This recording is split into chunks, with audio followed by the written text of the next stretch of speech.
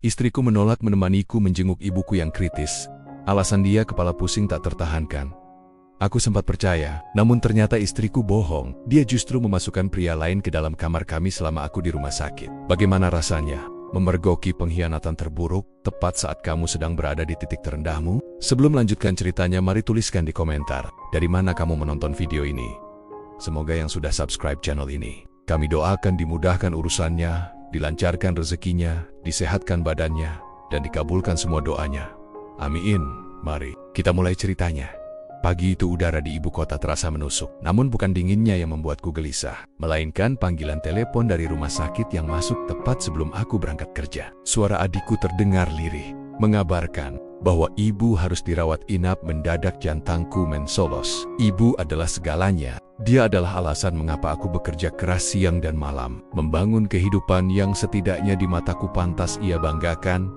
Aku membatalkan semua janji kerja. Prioritasku saat itu juga berubah 180 derajat. Yang ada pikiranku hanyalah ibu, wajah teduhnya, dan bagaimana aku harus segera ada di sisinya. Aku bergegas masuk ke kamar, tempat Rina, istriku, masih meringkuk di bawah selimut mahal yang kami beli dari uang tabunganku.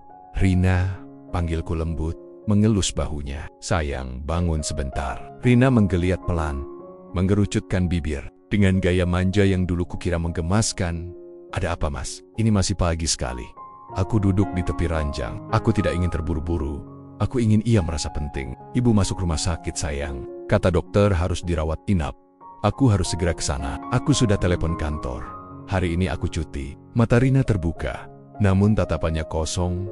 Tak ada secuil pun kekhawatiran yang terpancar. Wah, sakit apa lagi? Bukannya baru bulan lalu ibu check up? Nadanya terdengar seperti sebuah keluhan, bukan pertanyaan tulus. Kata lagi dan penekanan pada check up itu terasa seperti jarum kecil yang menusuk ulu hatiku.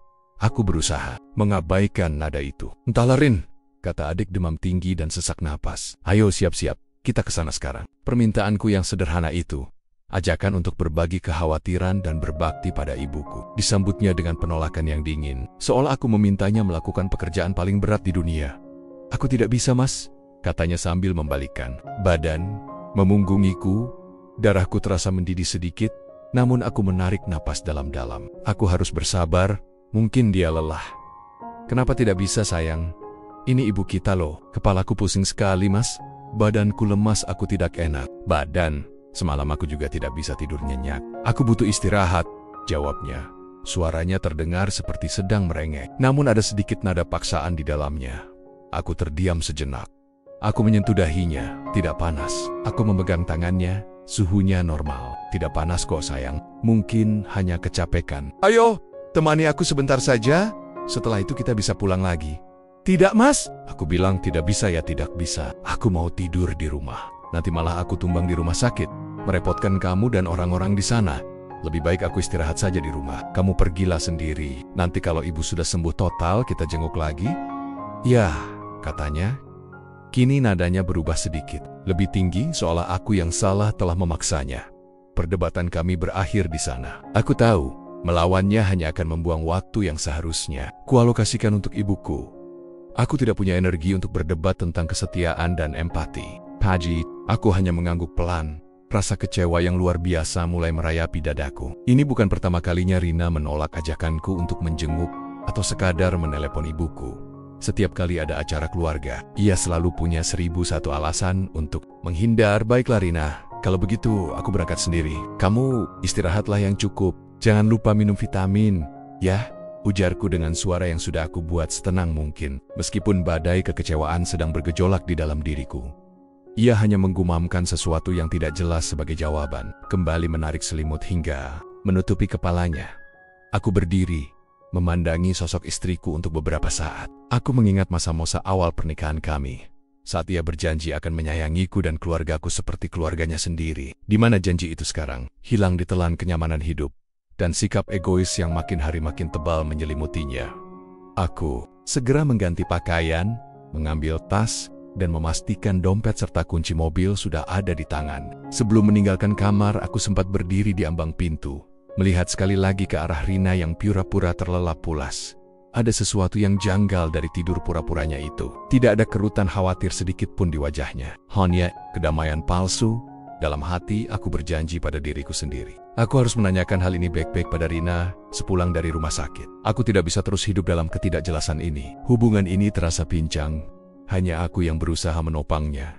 Dengan langkah berat, aku meninggalkan rumah yang terasa sangat sunyi. Semakin aku menjauhi rumah, semakin besar pula keraguan yang membebani pikiranku. Apakah Rina benar-benar sakit? Atau ini hanya alasan lain untuk menghindari tanggung jawabnya sebagai menantu? Keraguan ini, jika aku tahu, akan menjadi awal dari bencana besar dalam hidupku.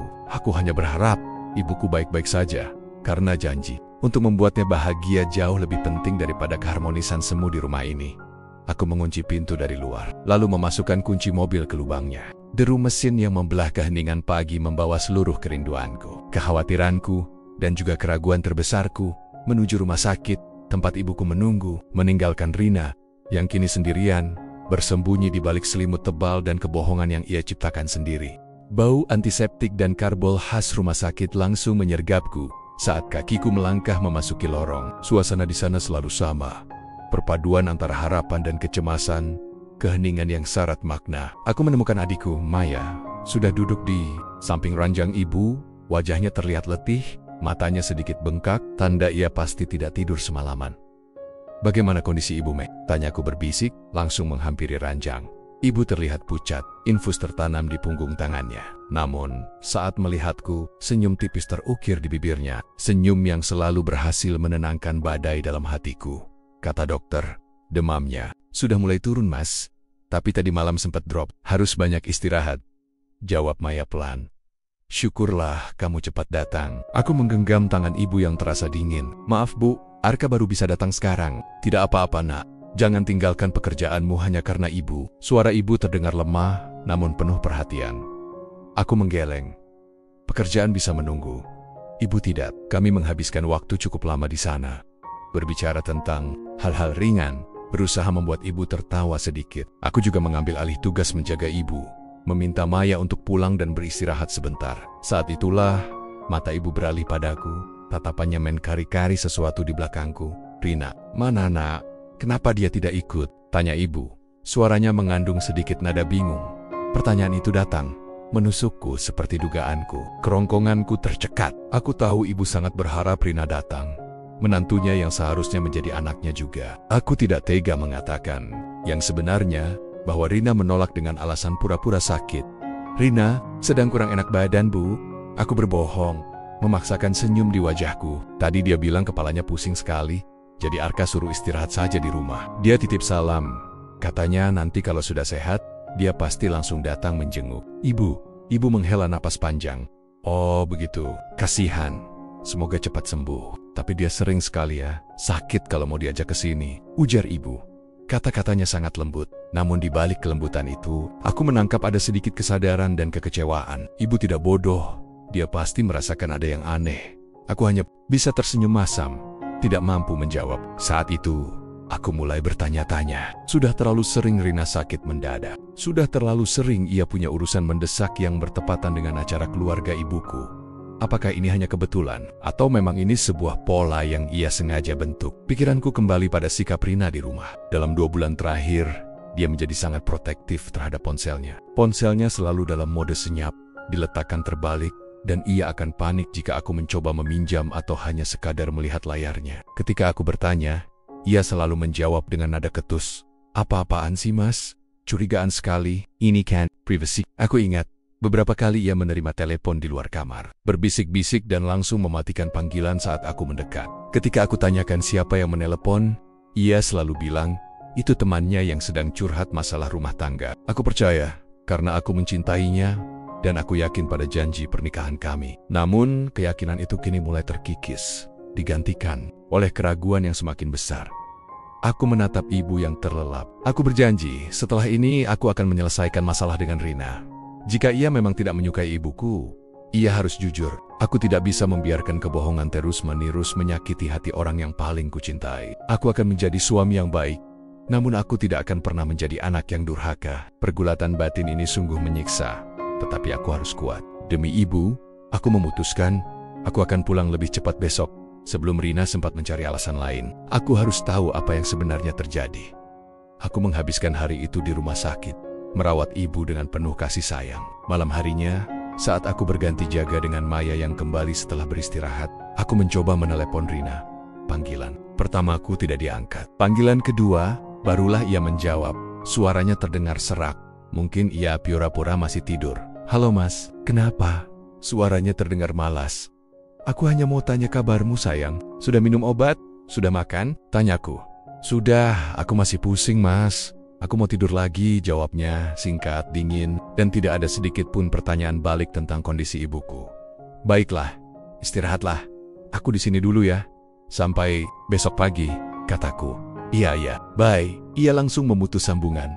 Aku menatap ponselku dengan perasaan kosong. Ada nada yang aneh di suaranya. Seperti terburu-buru dan tidak sabar. Tidak seperti Rina yang biasanya akan merengek dan meminta hal-hal manis dariku. Aku kembali ke kamar ibu, mencoba menenangkan pikiranku. Saat aku menyalakan ponsel lagi untuk mengecek pesan, sebuah notifikasi dari aplikasi belanja daring muncul di layar. Itu adalah pesan yang dikirimkan Rina beberapa saat sebelum ia menerima telepon dariku. Pesan itu berisi detail pengiriman pesanan, makanan untuk 2 porsi. Kepalaku langsung dipenuhi tanda tanya. Jika ia sakit parah dan pusing, bagaimana mungkin ia memesan makanan untuk 2 orang? Mungkinkah Maya berbohong dan datang ke rumah? Tidak mungkin. Maya baru saja tiba di rumah sakit. Aku mencoba menepis pikiran buruk itu. Mungkin itu hanya paket makanan dari temannya yang datang menjenguk. Tapi teman mana yang datang menjenguk orang sakit tanpa memberi kabar pada suaminya? Tidak tenang dan firasat buruk yang tajam langsung mencengkeramku. Perasaan ini begitu kuat hingga menenggelamkan semua logikaku. Aku tidak bisa menunggu sampai besok pagi. Aku harus pulang sekarang juga. Aku harus tahu kebenaran di balik semua kejanggalan ini. Aku segera menghampiri Maya yang sedang menyusun bantal di sofa. "Mei, aku harus pulang sekarang." "Maya, kenapa mendadak mas? Ibu kan belum tidur nyenyak. Biar aku saja yang pulang. Kamu istirahatlah." "Tidak, Mei. Ada urusan mendadak sekali di rumah. Aku tidak bisa menundanya.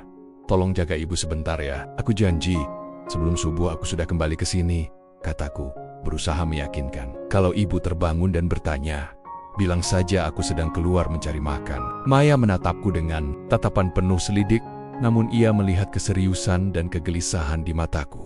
Ia hanya mengangguk pelan. "Baiklah mas, hati-hati di jalan." Aku mencium kening ibu yang sudah mulai terlelap, membisikkan janji akan segera kembali. Rasa bersalah karena meninggalkan ibu sedikit terobati oleh desakan untuk mengungkap kebenaran. Di rumah, aku melangkah keluar dari rumah sakit dengan langkah yang tergesa-gesa, melintasi lorong yang sepi di tengah malam. Malam itu, jalanan terasa lebih panjang dari biasanya. Lampu-lampu jalan seolah menatapku penuh curiga. Setiap putaran roda mobil terasa seperti hitungan mundur menuju sebuah pengungkapan. Jantungku berdebar tak karuan, bercampur aduk antara amarah, takut, dan harapan yang tipis bahwa semua ini hanyalah salah paham belaka. Aku mengemudi dengan kecepatan tinggi, melawan semua peraturan jalan raya. Aku tidak peduli dengan denda atau tilang, yang aku pedulikan hanya satu. Rumah yang selama ini kujadikan tempat berlindung, tempatku menumpahkan segala lelah. Aku berharap rumah itu masih menjadi milikku seutuhnya, tanpa bayangan orang asing yang merebut kedamaianku. Sayangnya, naluri seorang suami yang merasa dikhianati seringkali lebih akurat daripada logika yang berusaha membantah. Dan naluriku, malam itu, berteriak kencang bahwa ada yang tidak beres di rumah yang kutinggalkan. Pukul 2 dini hari, mobilku berhenti mendadak di depan pagar rumah. Aku mematikan mesin. Keheningan malam menyelimuti kawasan perumahan, hanya diterangi oleh lampu taman yang redup. Jendela kamar kami di lantai atas terlihat gelap, seolah Rina benar-benar sudah terlelap pula seperti yang ia katakan. Aku menghela napas, berusaha meyakinkan diri sekali lagi. Mungkin aku terlalu berlebihan. Mungkin rasa cemas karena ibu sakit membuatku menjadi suami yang paranoid. Aku mencoba meredakan detak jantungku yang berpacu liar. Namun, saat aku melangkah mendekati pintu utama, semua keraguan itu hancur berkeping-keping. Hal pertama yang kulihat adalah sepasang sepatu pria di teras, terletak sembarangan di samping rak sepatu Rina. Itu bukan sepatu kerjaku, dan aku yakin itu bukan milik Maya. Sepatu kasual bermerek, model terbaru yang tidak pernah kulihat sebelumnya. Mataku terpaku pada sepasang sepatu itu. Darahku terasa dingin. Aku mulai merasakan hawa yang tidak enak. Hawa pengkhianatan yang perlahan merayap di kulitku. Aku berjalan pelan menuju pintu. Aku meraih kunci dari saku. Namun sebelum sempat aku masukkan, tanganku terhenti. Pintu itu, pintu rumah kami, tidak terkunci. Rina tidak pernah lalai mengunci pintu. Ini adalah kebiasaan yang ia pegang teguh. bahkan untuk sekadar ke kamar mandi. Kejanggalan itu semakin memperkuat firasat burukku. Aku mendorong pintu perlahan, tidak menimbulkan suara. Kegelapan di ruang tamu menyambutku, namun mataku segera menyesuaikan diri. Langkah kakiku kuatur seringan mungkin, mengendap-endap seperti pencuri di rumahku sendiri. Aku tidak ingin membangunkan Rina atau siapapun yang ada di dalam sana. Saat aku melangkah lebih jauh, sebuah aroma asing menusuk hidungku. Bukan aroma parfumku, bukan juga aroma parfum Rina. Itu adalah campuran antara aftershave yang kuat, asing dan parfum perempuan yang manis. Bercampur dengan samar-samar aroma makanan cepat saji yang kupikir telah dipesan Rina tadi.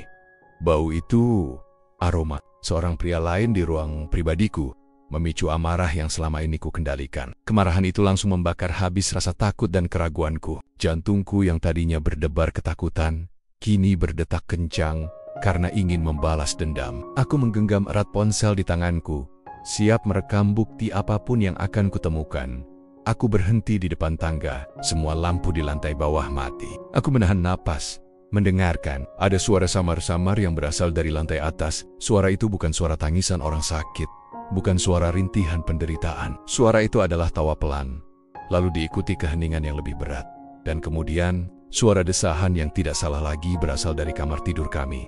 Kenyataan menamparku telak. Istriku, yang katanya sakit parah, kini sedang menikmati malamnya bersama pria lain. Sementara ibuku, yang benar-benar sakit, terbaring lemah di rumah sakit. Menantikan kehadiran menantu yang kejam ini, aku tidak lagi berjalan perlahan.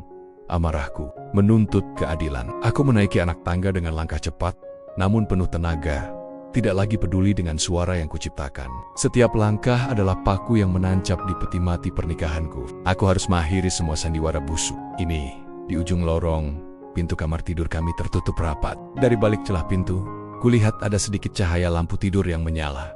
Aku berdiri di depan pintu itu.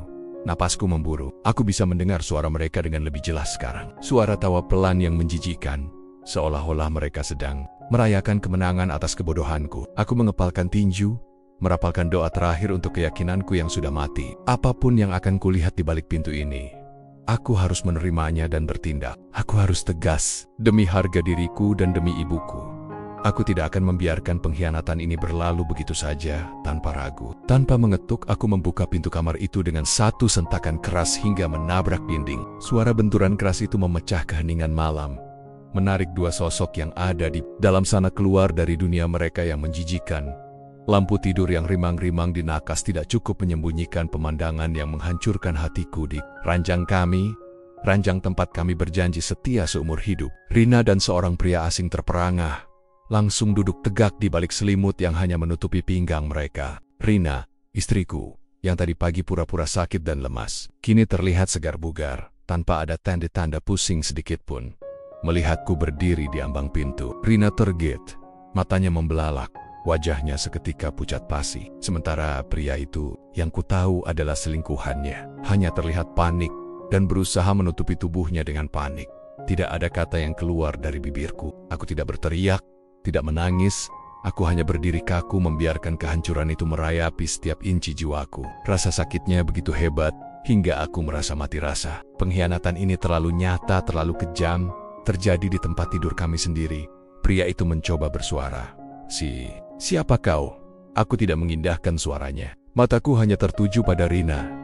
Jadi, ini alasanmu sakit, Rina? Ini alasanmu tidak bisa menjenguk ibuku yang sedang terbaring di rumah sakit? Suaraku terdengar serak, dingin, jauh lebih tenang. Dari badai yang berkecamuk di dadaku, Rina menandok, tidak sanggup menatapku. Tapi sedetik kemudian, ia mendongak, dan yang kulihat di matanya bukan penyesalan, melainkan ketakutan yang bercampur dengan keberanian yang konyol. Mas, aku bisa. Jelaskan, katanya, mencoba meraih tanganku. Jelaskan apa, Rina? Aku menepis tangannya dengan jijik. Jelaskan bagaimana kau membawa pria ini ke rumahku ke kamar kita saat aku sedang merawat ibuku yang sakit. Jelaskan bahwa kau tidak pernah mencintaiku. Jelaskan bahwa semua janji yang kau ucapkan hanyalah dusta busuk. Pria itu, yang kemudian aku tahu bernama Bima, mencoba berdiri, mengambil celananya. Dengar, bro, ini bukan urusanmu. Dia yang mengajakku ke sini. Oh, ini bukan urusanku? Aku tertawa, tawa hampa yang mengerikan. Kau sedang tidur dengan istri orang, di rumah orang. Tentu saja ini urusanku. Dan kau, Rina, aku menunjuk Rina, Mataku penuh penghinaan. Aku sudah curiga dengan ponselmu, dengan semua alasanmu. Tapi aku memilih percaya karena aku mencintaimu. Ternyata aku bodoh. Rina akhirnya menyerah. Baik ya, aku bosan mas. Aku bosan dengan hidup kita yang membosankan. Aku bosan selalu harus menjenguk ibumu yang sakit-sakitan. Bima memberiku apa yang tidak bisa kamu berikan. Keseruan, teriaknya. Pengakuan yang dilontarkannya tanpa rasa bersalah sedikit pun. Seolah-olah aku, korban pengkhianatan yang patut disalahkan. Pengakuan itu, yang dilontarkan dengan nada menyebalkan, justru memberiku kekuatan. Kehancuranku berubah menjadi ketegasan yang membeku. Tidak ada lagi cinta, hanya ada kemarahan dan harga diri yang harus diselamatkan. Aku mengeluarkan ponselku, mengaktifkan kamera video. Selamat menikmati waktu kalian, kataku datar, mengarahkan kamera ke wajah mereka. Kalian berdua baru saja menghancurkan hidupku, tapi kalian juga baru saja membebaskanku. Sekarang, saatnya kalian membayar harga untuk kebahagiaan kalian yang kotor ini. Aku merekam semuanya. Detail wajah mereka yang panik, pemandangan ranjang, yang kacau. Ini adalah bukti tak terbantahkan. Begitu rekaman selesai, aku menyimpannya dengan aman. Aku menatap Rina untuk terakhir kalinya. Tatapan kosong tanpa emosi. Janji-janji kami, mimpi-mimpi kami, semuanya mati di ruangan itu. Aku lagi melihat Rina sebagai istriku, hanya sebagai pengkhianat yang harus segera disingkirkan dari hidupku. Setelah merekam bukti yang cukup, aku mematikan ponselku dan menyimpannya di saku celana. Kemarahan yang membara di dadaku kini berubah menjadi ketenangan yang menakutkan. Ketenangan yang hanya dimiliki oleh seseorang yang sudah mencapai batas penderitaannya. Aku tidak lagi peduli dengan penyesalan atau penjelasan. Yang aku inginkan hanyalah pemutusan hubungan segera. Aku berdiri tegak di tengah kamar, memandang mereka berdua dengan mata dingin. Kalian punya waktu 15 menit untuk berkemas, keluar dari rumah ini. Sekarang, Rina, yang mulai menyadari betapa seriusnya situasi ini, bangkit dengan panik. Mas, jangan begini. Kamu tidak bisa mengusirku begitu saja. Aku istrimu. Bukan lagi, kataku. Suaraku rendah namun mematikan. Aku menarik napas dalam-dalam, mengumpulkan setiap sisa kekuatan dan harga diri yang kupunya. Aku, Arka, menceraikanmu, Rina, talak 1 hari ini juga. Di sini, di hadapan selingkuhanmu. Satu kata itu cerai. Kata yang mematikan segala janji kami, kini meluncur begitu saja dari bibirku, tanpa keraguan. Rina terdiam, wajahnya yang tadi pucat kini merah padam karena amarah dan rasa malu. Pria itu, Bima, yang terlihat lebih takut. Daripada Rina buru-buru mencari pakaiannya yang berserakan di lantai. Kamu tidak bisa seenaknya, Mas. Ini rumah kita berdua, aku punya hak, teriak Rina.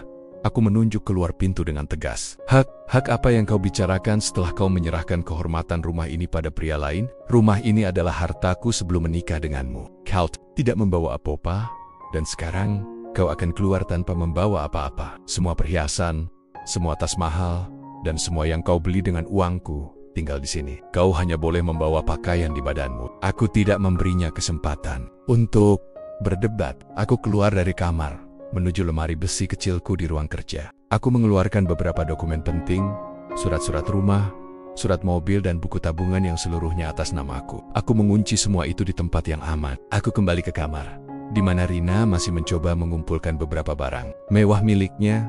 Waktumu habis, Rina, kataku, berdiri di ambang pintu kamar. Aku tidak mau ada drama. Kalau kau memaksa, aku akan panggil polisi dan menuduhmu sebagai perampok yang masuk ke rumah ini. Pilihlah, pergi baik-baik dengan sedikit sisa harga diri, atau aku permalukan kau dan pria bajingan itu di depan umum. And Kamen, itu berhasil. Rina terdiam. Dia tahu bahwa di mataku semua sudah berakhir. Dia meraih tas kecilnya dengan tangan gemetar, memasukkan ponselnya, dan hanya beberapa helai pakaian yang tercecer. Bima sudah berdiri di depan pintu dengan wajah tertunduk, keluar. Aku membuka pintu utama lebar-lebar. Aku memastikan Rina tidak menyentuh kunci mobil atau kunci cadangan rumah. Aku bahkan mengambil ponselnya sebentar, menghapus semua foto dan video kenangan kami, lalu mengembalikannya.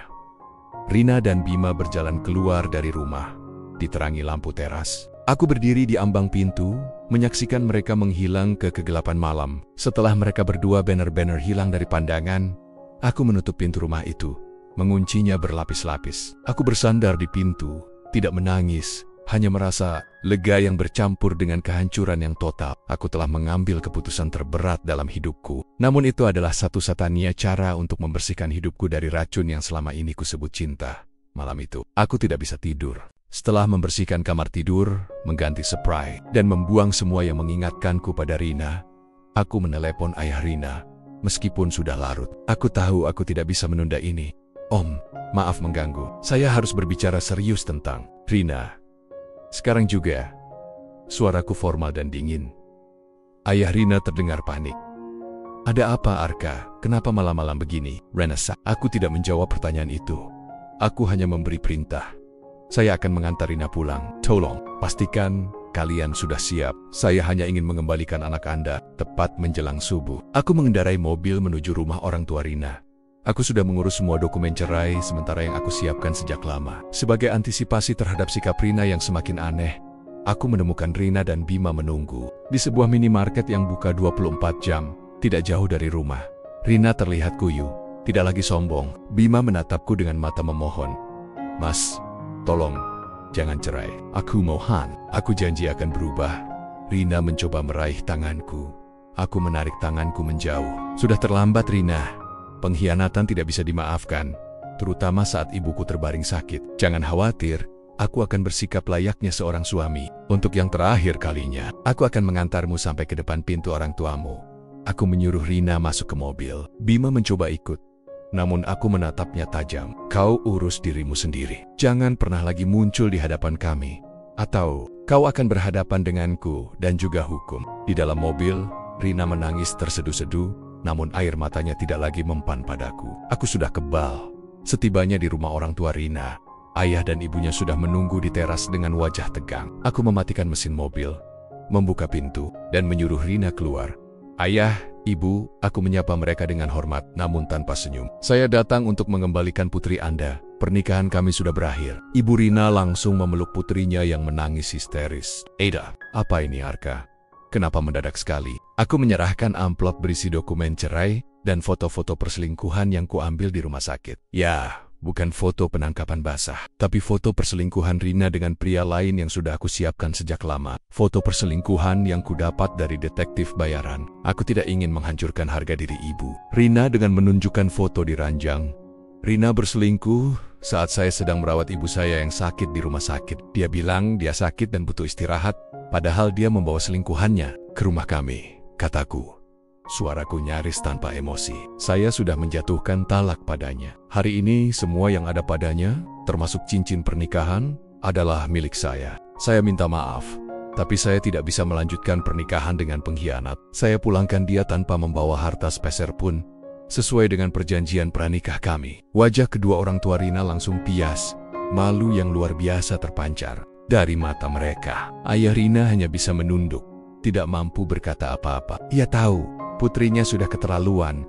Aku tidak menunggu jawaban. Aku membungkuk hormat, berbalik, dan meninggalkan mereka. Aku mengemudi menjauhi rumah itu, membawa kembali kedamaian dan harga diriku yang sempat hilang. Aksi pembalasan dendam yang kulakukan memang dingin, namun ini adalah satu-satunya cara untuk membebaskan diriku sepenuhnya. Setelah mengurus semua administrasi perceraian, hidupku terasa ringan dan bersih. Aku kembali ke rumah sakit, menemani ibu yang keadaannya berangsur membaik. Kejadian itu memberiku pelajaran berharga tentang prioritas dan kesetiaan sejati. Aku tidak menceritakan detail perselingkuhan itu kepada ibu. Aku hanya bilang bahwa Rina memutuskan untuk pergi karena perbedaan prinsip yang tak bisa disatukan. Ibu, meskipun sedih, hanya bisa pasrah dan mendoakanku yang terbaik. Beberapa bulan berlalu, aku benar-benar fokus pada pekerjaanku dan kesehatan ibuku. Rumah yang tadinya terasa sepi, kini mulai terasa damai. Aku mengatur ulang semua perabotan, menghapus jejak Rina dari setiap sudut. Aku menemukan kedamaian dalam rutinitas baruku, di mana aku hanya perlu bertanggung jawab atas diriku sendiri dan ibuku. Suatu sore, saat aku sedang bersantai di kafe, seorang teman lama datang menghampiriku. Ia menceritakan kabar burung tentang Rina. Aku dengar Rina sekarang hidupnya susah. Dia sempat tinggal dengan Bima, tapi katanya Bima meninggalkan dia begitu saja setelah tahu Rina tidak punya harta apa-apa. Dia sempat meminta bantuan ayahnya, tapi ayahnya sudah terlalu malu dan hanya memberinya uang secukupnya untuk hidup seadanya, kata temanku. Katanya dia menyesal dan mencoba menghubungimu. Aku mendengarkan cerita itu tanpa ekspresi. Penyesalan? Mungkin, tapi itu sudah tidak lagi relevan bagiku. Aku sudah blokir semua kontaknya. Jawabku datar. Aku tidak butuh penyesalan dari seseorang yang menghargai kesenangan sesaat lebih dari kesetiaan. Aku benar-benar ikhlas. Aku tidak lagi menyimpan dendam, karena dendam hanya akan meracuni kebahagiaanku sendiri. Aku telah mengambil kembali apa yang menjadi hakku, harga diri dan ketenangan jiwa. Harta yang sempat diperjuangkan Rina, kini tidak berarti apa-apa bagiku. Kebahagiaan sejati bukanlah tentang kekayaan materi, melainkan tentang hati yang tulus dan jujur. Aku tersenyum pada temanku. Lihat aku sekarang, ibuku sehat, pekerjaanku stabil, dan aku tidur nyenyak setiap malam tanpa ada kecurigaan. Aku sudah memenangkan hidupku kembali. Kisahku dengan Rina adalah pelajaran yang mahal, namun vital. Aku belajar bahwa kesetiaan adalah mahkota tertinggi dalam sebuah hubungan. Dan siapapun yang berani mengkhianatinya, harus siap kehilangan segalanya. Aku meraih ponselku, membuka galeri, dan melihat foto ibu yang sedang tertawa bahagia. Itulah arti kebahagiaan sejatiku. Aku tidak perlu lagi memikirkan seorang istri pura-pura sakit demi menjauh dari tanggung jawab. Kini, hidupku hanyalah tentang janji tulus pada ibu, dan janji untuk menjaga hati, agar selalu berada di jalan yang benar. Aku menutup bab lama, siap menyambut bab baru, penuh kedamaian sejati dan keikhlasan.